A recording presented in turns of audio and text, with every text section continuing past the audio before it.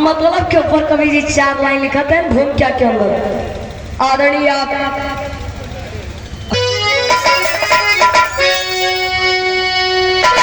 कहे मतलब के दुनिया है मतलब के साथी,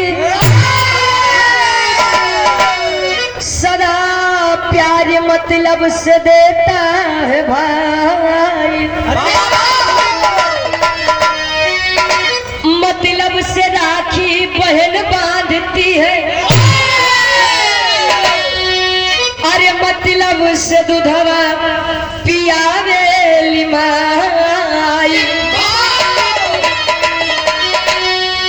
पिता पुत्र के बीच मतलब की डोरी, अरे पता चलता तल पे जब आती बुढ़ाई,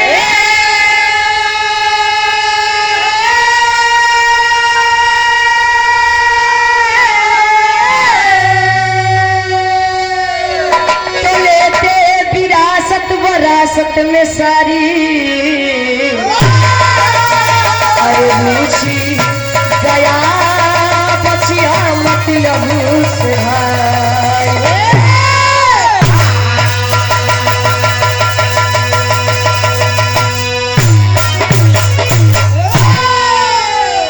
मतलब के दुनिया है मतलब के साथी, सदा प्यार मतलब से रहता है भाई। अच्छा बुद्धिजीवी लोग बैठे हैं, बिरहा को सुनने वाले बाबूजी कहानी पर गौर करेंगे। कहा जाता था पहले के समय में भय हरा होते थे, भय को हरने वाला भय हरा कहा जाता था। आज के समय में भय करा होते, भय को पैदा करने वाला भय करा। राखी के पावन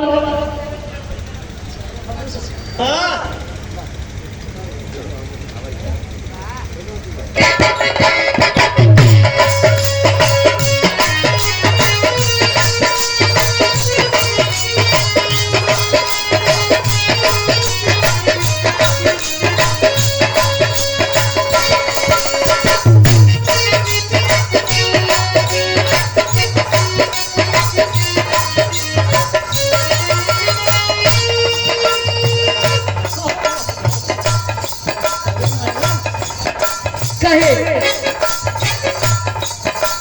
मेरे जिंदगी के मालिक,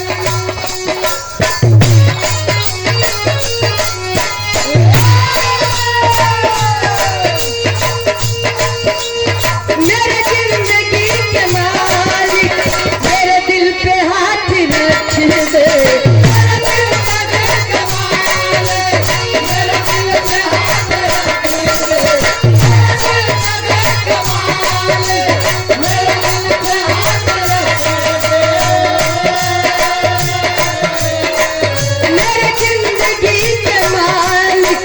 मेरे दिल पे हाथ रख दे, तेरे आने की खुशी में, तेरे आने की खुशी में मेरा मन चल बजाए, तेरे आने की खुशी में मेरा मन चल बजाए, मेरा मन चल बजाए।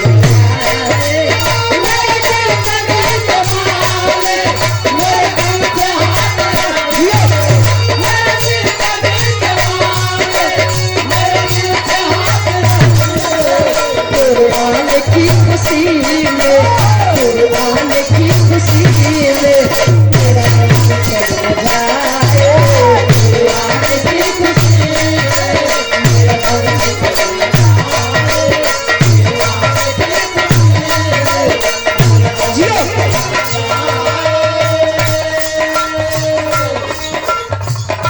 आनंद यादव उर्फ गुड्डू यादव भैया से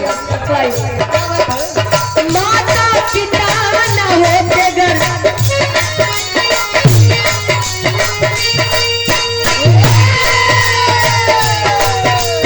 माता पिता न होते घर हम भी जन्म न पाते, माता पिता न होते घर हम भी जन्म न पाते, माता पिता न होते घर हम भी जन्म न पाते।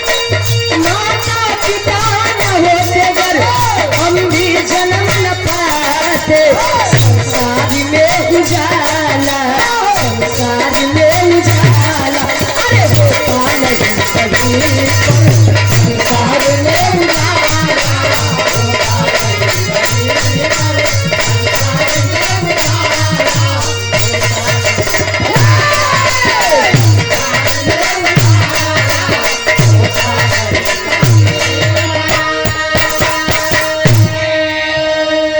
और इस भाव को समझते हुए आप हृदय के गार्जियन जी, आदरणीय आप गुरु जी के शिष्य, धर्म के हमारे बड़े भैया आप राकेश लाल यादव जी, गार्जियन जी के द्वारा सुंदर पुष्पम में उठा हुआ हार 100 रुपए का बहाना से आपके गायकी में 4 चांद लगा। कहा जाता है माता पिता न होते अगर हम भी जन्म न पाते, संसार में उजाला होता नहीं कहीं पर। सावन के महीना चलत रहा तो लोग कमंडल के जल के काशी बनारस, यही बनारस में कमंडल के जल के देवों के देव महादेव जी लगे चढ़ावे आवो तो माई बाबू तरसा एक लोटा पानी भी नहीं, लड़कियां कमंडल के जल के जात बस चढ़ावे भी नहीं।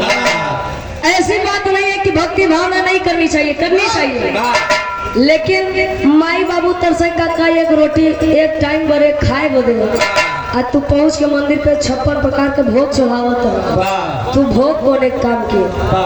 कहीं मीरा कहीं राधा तो कहीं घनश्याम मिलते हैं, अरे पवन सुत के सीने में श्री राम मिलते हैं, आश्रम में जाके देखो ऐसा राम मिलते हैं। वही मठ से आओ है। कहाँ से आया हो तो? हमका लगा था जब से गए तब से हारमोनियम सीख भैया। बात सुनो, कहीं मीरा कहीं राधा तो कहीं घनश्याम मिलते हैं, अरे पवन सुत के सीने में श्री राम मिलते हैं। स्वर्ग की राह ढूंढने वालों तू आए ले लो माँ बाप की, क्योंकि माँ बाप के चरणों में चारों धाम मिलते हैं। माई बाबू के सेवा कैले तो कतो जाए के जरूरत नहीं बा। अच्छा, लड़कियां पूत सपूत कपूत 3 प्रकार के होते। पूत होकर कहा थे जितना आपके बहुत पे कुल चला ले जाएगा, ओका पूत कहा थे संतोष भैया। सपूत जितना आपके बाद 2 4 6 20 बीघा और कोई दे, सपूत कहा जाता है। आ कपूत जितना थोड़े 2 4 6 20 बीघा आइयो वो बेच खाई डाले तो कपूत कहा थे। कैसे ना बिरहा है, कैसे ना सामाजिक बिरहा है। कभी जी उठाओ दिन कहानी बा कहाँ के शुरुआत है इसमें।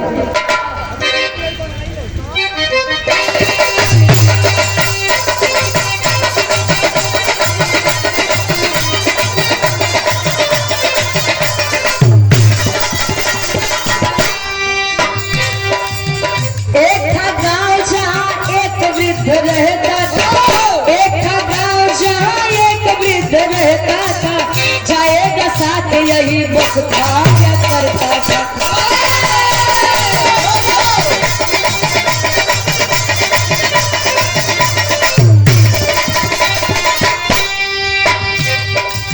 नाम था कि सुनपाल किसी की नहीं सुनता था, नाम था कि सुनपाल किसी की नहीं सुनता था, चादर बुढ़ाई का यादर के साथ बुनता था।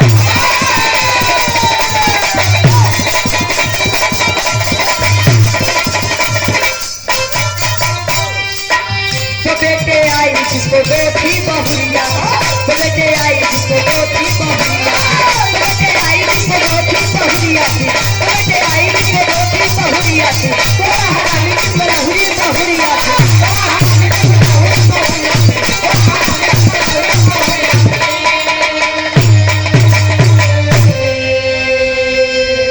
कहानी के समझ ला ए भैया। एक छोट सा गाँव बा, छोट सा परिवार बा, परिवार के मुखिया किशुनपाल 2 लड़का घरे है। बड़ लड़का के बियाह करे, धीरे धीरे समय बीता, छोटे के बियाह कर दे। अच्छा कहा थे जहाँ 4 बर्तन बा हुआ खट खुट तक लगे रहा,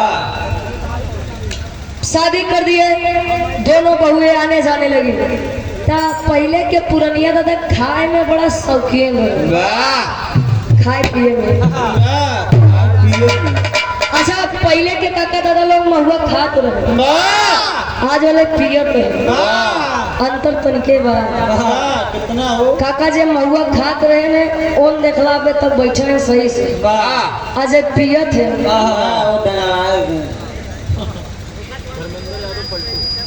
और यहाँ पारणी परम संभाला से का बात बा, का दिक्कत बा, का अच्छा ही बतावा। बोल बोल। तुम्हारे पिताजी जब इस समय इस अवस्था में इतना खाते हैं तो जब इनकर जवानी रही हुई तब कितना खाते हैं। कहे अबे अबे आए तो लगे थे हमारे बाबू के खाना निहारे। का बात बा, दुल्ही कहे जाला तोरे बाबू के रहन सहन से हम एकदम परेशान है। दुल्हिया बता कैसे, एक लाइन गीत लगत बा। बिरहा क्या बोलो, नई नवेली दुल्हन है। हाँ धीरे धीरे समय बीता तो काका जवान ये गाय भैंस लोग जियावत है पालत है। तो दुल्ही घरे अकेले रहे तो गोबर बेचारी लादे मुड़े पे रखे से। गोबर हाँ हो मुड़े पर। अरे मतलब अब तसला हो गया, झुआ हो गया, कुछ हो गया रखे से। अच्छा हमार घर प्रताप गढ़वा, हमार भाषा तनी से आप लोगों से अलग हो, लेकिन कोशिश बा कि समझ में पूरा न जाए तो आधा से ज्यादा तो चला ही जाए। पहुंचे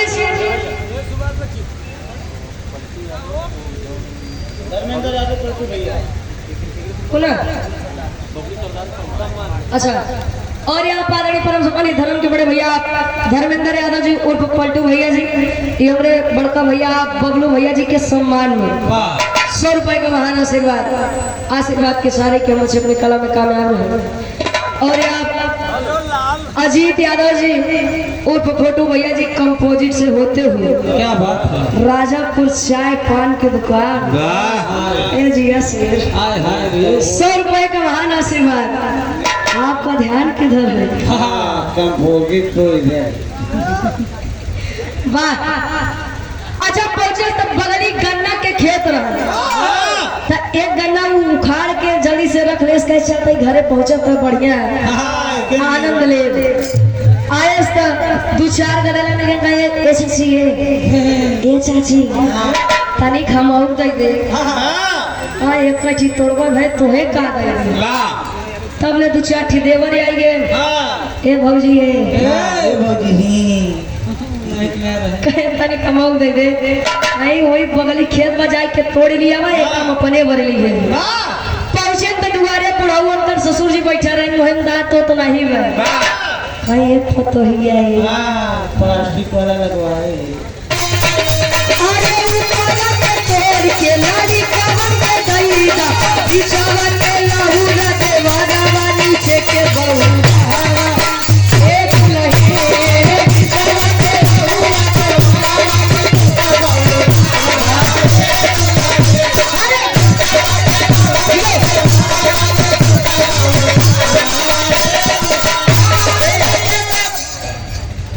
और वो अपने पिताजी यानी ससुर जी खातिर कह कहते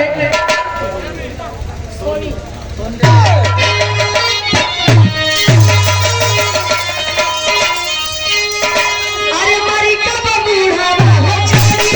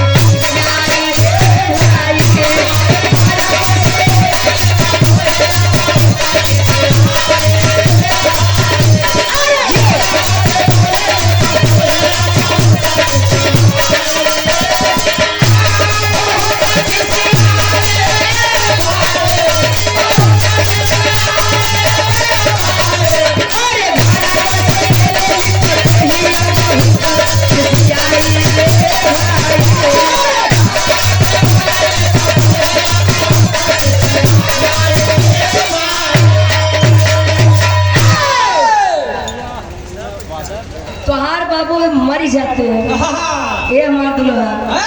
अरे तो जान रहा जीवन में सुख ही सुख रहा अब ये तरी बतिया किशुन पाल बहेरवा से सुने। अब दूल्हा खड़ा खड़ा बस सुने दुल्ही जोन कहे। अब भाई एक मजबूरी हो बा कि अगर कुछ ज्यादा बोल दे तो दुल्ही नहीं घरे चली जाएगी। अगर अपने मायके चली जाए तो हमारा हक कैसे। दुल्हवा ई बात सुनत बा। अब बहेरे से किशुन पाल सुने कहे बा बेटा बा। अरे बा बेटा बा। मान हमारी पतो दूसरे के घरे से आए रही। अरे तुम तो मेरे अपने खून थे। कम से कम तुम तो मेरे बारे में जानते थे। तुम्हें तो मेरे लिए लड़ना चाहिए था कि नहीं। आप ध्यान देंगे समाज में अच्छा करका दो प्रकार के पागल होते। एक पागल जिनको भगवान स्वयं बना के भेज देते हैं और एक जेका लोग बंतु पागल कहते। जे बना ठाना पागल होते वो जानते सब रही है लेकिन भैया हम कहना है हाँ देख के बोले। अब वो किशुन पाल अपन जन्म कुंडली उठाए पहुंचत बा।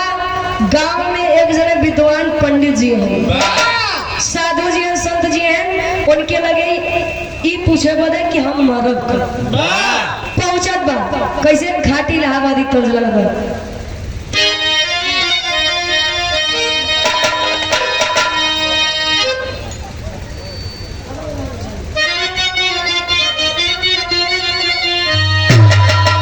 अंदाज में ढाले का गए।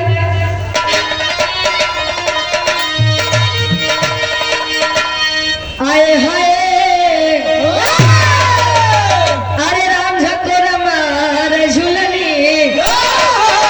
अरे झकोर मार झुलनी कहे सारी लहर हो झकोर मार झुलनी।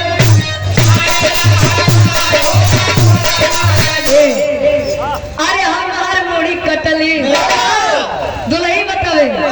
अरे हमार मुड़ी कटली मोर बुढ़ा मारी हमार मुड़ी कटली। लेकिन यही क्या हैदर अली गुरु जी का अरे राम घुसुरी का वो बरद है अरे राम घुसुरी का वो बरद है कहा सरी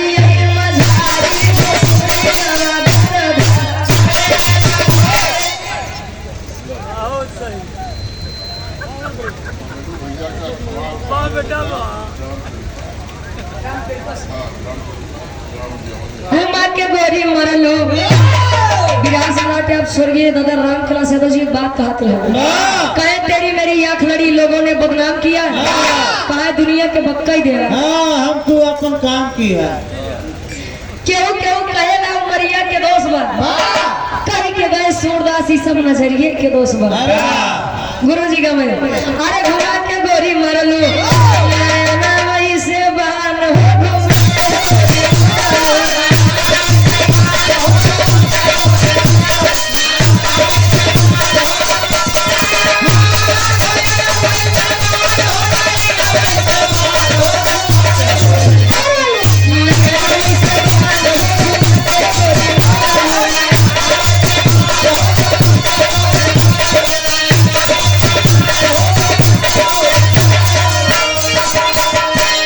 और यार धर्म के बाद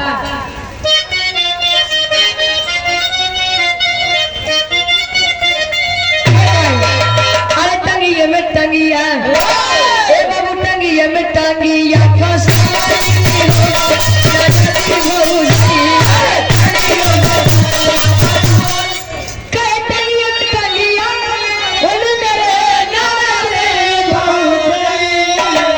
डाल के ही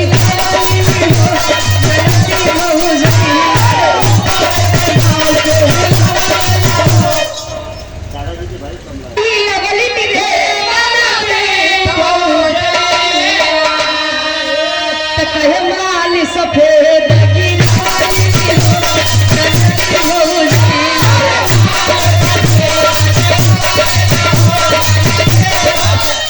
बात कया थाना ले जाया। हाँ बस इंटरटेनमेंट खातिर बात। पहले के काकी दादी भोरारिया 4 बजे उठ के जब जाता पे बैठे तो टांगे टांग चढ़ाएंगे गेहूं लेके जब बैठे गेहूं डाले और मुट्ठा पकड़ के घुमावे तब उजरका गिरावे तब वही सफेद सफेद आटा गिराए तब जाए के कहता हूँ गेहूं का रोटी खाए के मिले। मैं तो पहले बाजारे का लेकिन निगाह पर ध्यान दिए वो किसुन पाल सोचा तब पोथी पत्र उठाए पहुंचा कहाँ अरे पकहिया के बतिया पकहिया के बतिया अब गोली सलागी पकहिया के बतिया पतोहिया के बेसुलागी। अब पहुंचा पंडित जी के पास। पंडित जी देखे कहे क्या हुआ बेटा कोई दिक्कत कहे दिक्कत है दिक्कत बा तनी हमार पतरा देख के बताई दे बाबा हम मरब कर।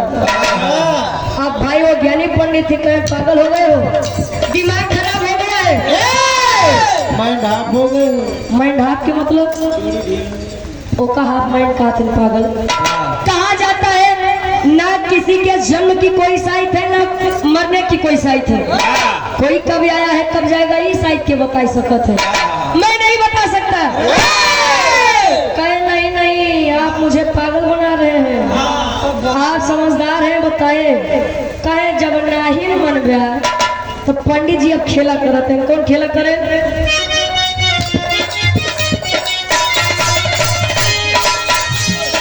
ज्ञानी पुरुष समझा के गए हारी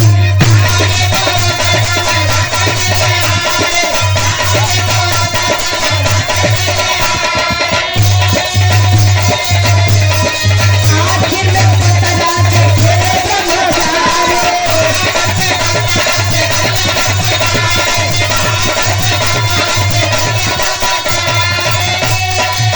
अरे गजबे का बहुत तोहार अरे गजबे का बहुत तोहरी आज गए बभागी पतहिया के बतिया गोली सलागी पतहिया के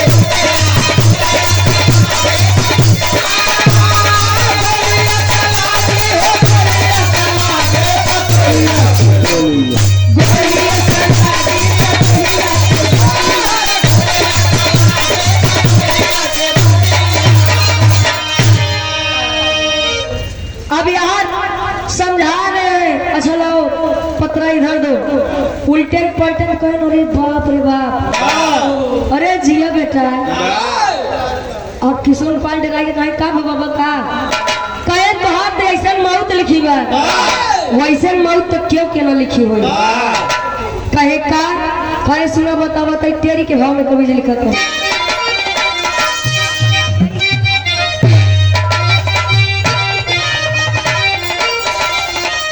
अरे मुहवा पे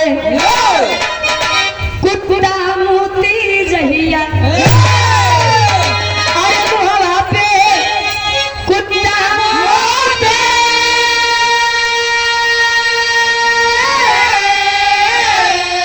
अरे मुहवा पे कुत्ता मोती जहिया आई तीन छीक वही दिन में श्वासा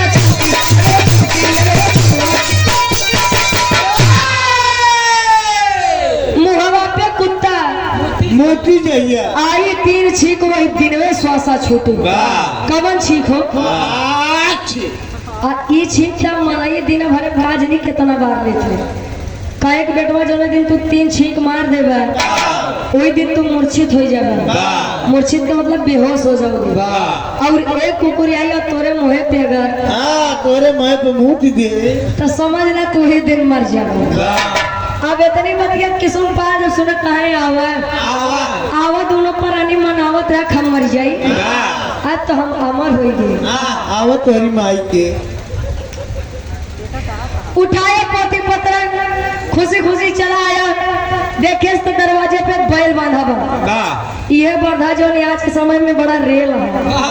रेल है अरे मतलब इफराद है टहरत है पहुंचा बांधा हुआ तो कहीं है देखा ये लोग हमारे घर बनाई है बनावे छोड़ा बिगाड़े कुछ करी है और यही तेरी मैयन का लेस झगुआ उठाए पहुंचा जहाँ भूसा गरबा भूसा भरत बा आज भूसा भरत बा तब हो तो का खुशी में सब भुलाई गई बाबा का एक लाइन गीत लगत बा।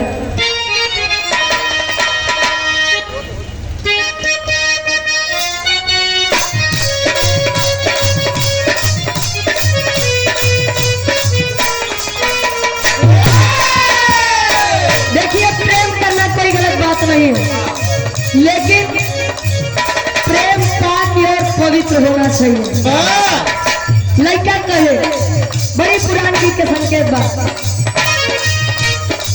दिल लगी में दी थोड़ा सा धुआं उठा और आग जली। दिल लगी में दी थोड़ा सा धुआं उठा और आग जली। दिल लगी में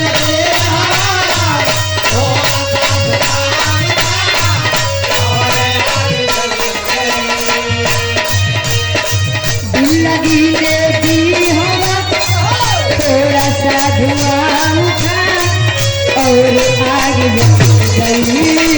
तेरी मेरी दोस्ती, तेरी मेरी दोस्ती प्यार में बदल गई।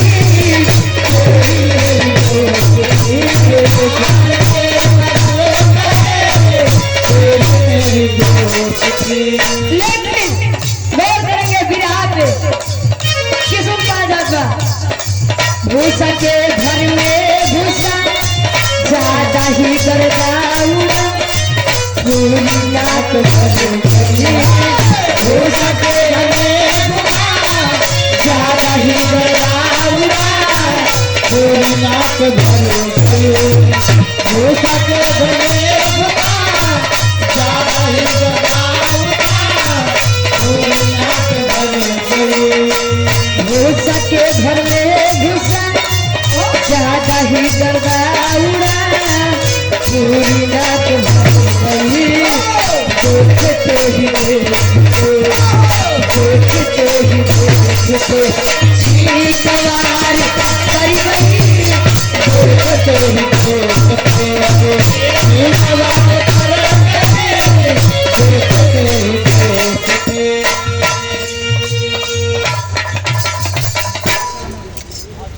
तो भूसा भारत की भूसा के जो गर्दा होते ओकर कुनाई अगर नाक में आ जाए तो छींक आ ही जाती है। अब जल्दी जल्दी भरत जब छींक भूसा के अंदर गए नाकी के अंदर गए तब ले पहली छींक वार करे।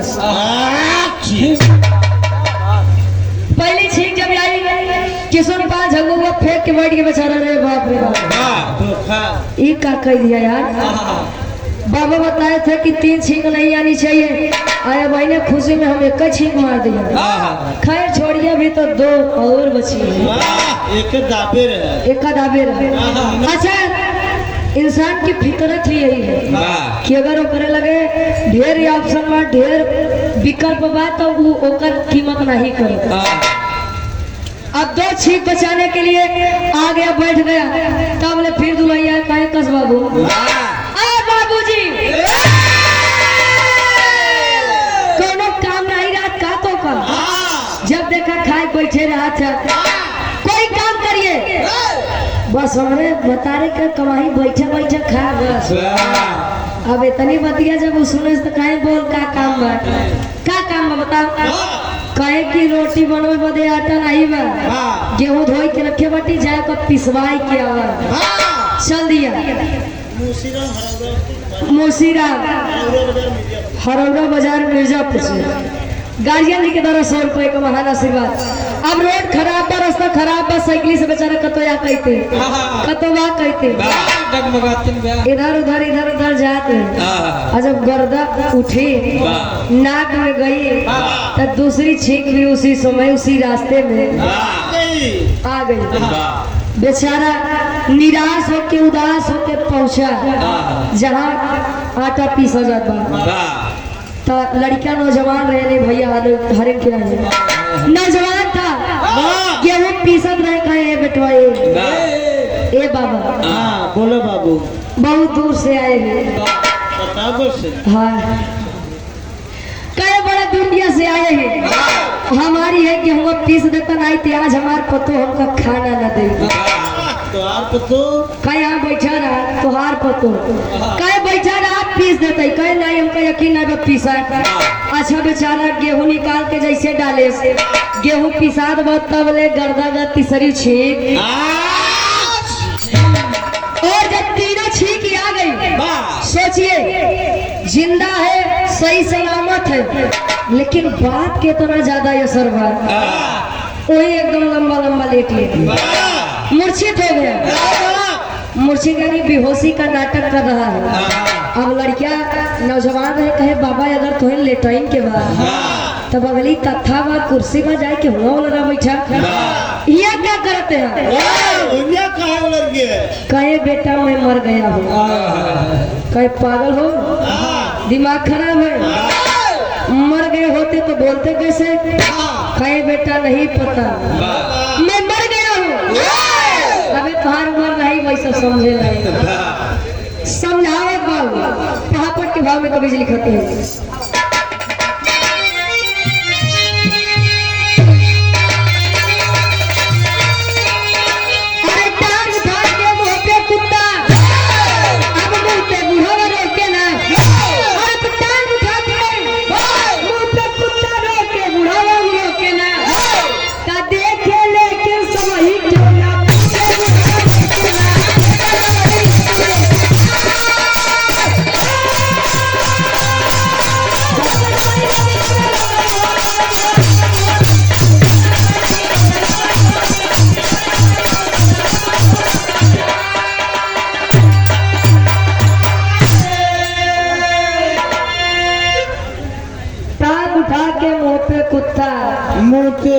बुढ़वा रोके ना आप देखे समझी लेकिन क्यों ना पूछे बुढ़वा रोका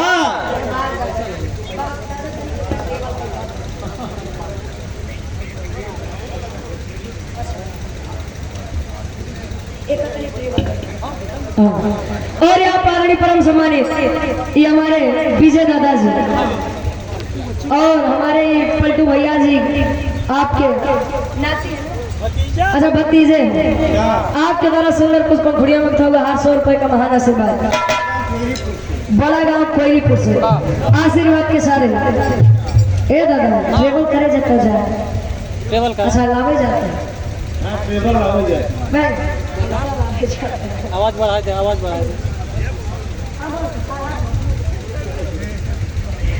आप जब इतनी बतिया किशोर पास सुने बता रहा है और मुझे पंडित जी ने बताया था कि 3 छींक पूरी हो जाए कुत्ता या के अगर मुंह पे सर सुसु कर देगा ब्लैक तो तुम मर जाओगे। अब इतनी बतिया अब भाई लड़का तो नौजवान रहे होकर खोपड़ी खराब हो उठाए दवाई एक लाठी खाए बता जियत है कि मरा है हाय बेटा मैं मर गया हूँ जिंदा हो कि मर गए हो मर गया हूँ अरे साहब आगत भाई एकदम बुढ़ो सठिया गया बिना पाई सुधरी ने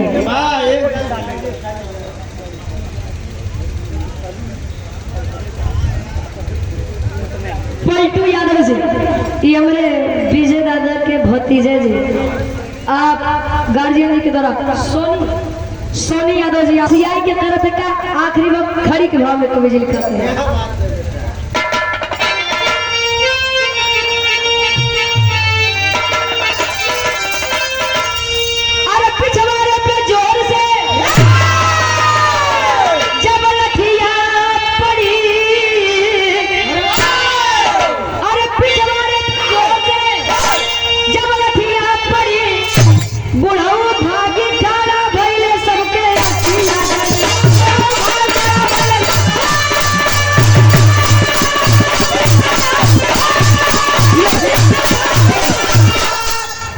पिछवाड़े पे जोर से जब लठिया भागी खड़ा भइले सबके अखिया गड़ी उठाए डंडा पीछे जब 2-3 डंडा मारे कहे किया बता जिया थे मर गए अब उठ के बैठ के कहे अरे बेटा वाह अरे बेटवा अरे धन्य हो गए हो जवान तो हमें जियाई लिया कहे रे मैं मर गया था तोरे ही डंडा में बड़ा जादू बा डंडा में और तू हमें जियाला बेटा हमारे एक बात मन में कहीं का कहीं जब जब हम मरब तब ही डंडा से हमार सेवक कह दी है हम जी जाए कहे पेगना पगल है यहाँ कहा जाता है बुद्धिमान बन के पानी में से पानी छाने लोग तो दूध में पानी मिला होते हैं आज बुद्धिमान अच्छा पढ़ने सिर्फ किताबी और रट्टू तोता ना होने के चाहिए पहले के लोग कम पढ़ा लिखा रहे लेकिन उनके अंदर संस्कार था और आज के लोग जितना एजुकेशन लेते हैं जितना शिक्षित होते हैं संस्कार के स्तर उतने कम हो जाते हैं पहले के लोग जब पैर छुए तो एकदम झुक के एकदम झुके तब पैर छुए आया तो हम तो देखा था तो कितने जने बस घुटने तब बस अरे घुटना तो इस संस्कार में अंतर होगी कहे आखिरी भाग